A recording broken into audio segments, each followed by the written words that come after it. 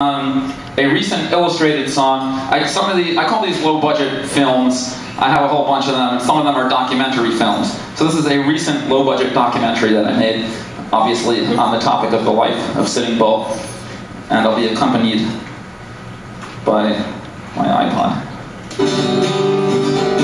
In the area we now call South Dakota. Oh wait, no, I screwed this up. Sorry.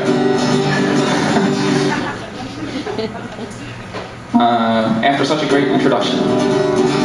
In the area we now call South Dakota, among a vast nation of people called the Sioux, in 1831 the man called Sitting Bull was born, and in the Hunkpapa Lakota tribe he grew.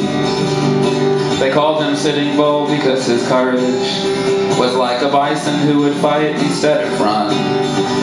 He had a wife and child and became the tribe's medicine man, but for his people there were troubled times to come. 1840, 1850, 1860, more and more white people moved west every year. The whites had guns and strange demands. The Sioux moved off of these lands, but like his namesake, Sitting Bull would show no fear.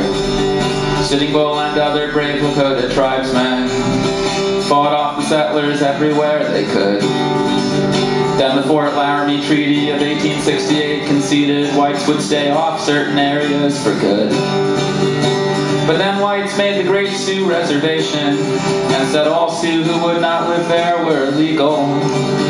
And because whites killed the buffalo, Sioux ways became impossible. Many chose the reservation for their people. But Sitting Bull refused to give up independence, even if it meant hard, lonely, hungry days. And as his legend spread around, other tribes knew where he could be found. Thousands joined him, taking courage from his ways. In 1874, a colonel named Custer declared that gold was found in South Dakota's hills. So the whites came pouring back in, with the Fort Laramie Treaty broken. All natives in the way could now be killed. One summer day near a river called Little Bighorn, Custer brought troops to smash a small Indian town. But the army hadn't known how Sitting Bull's following had grown. Instead of running, they beat Custer's army down.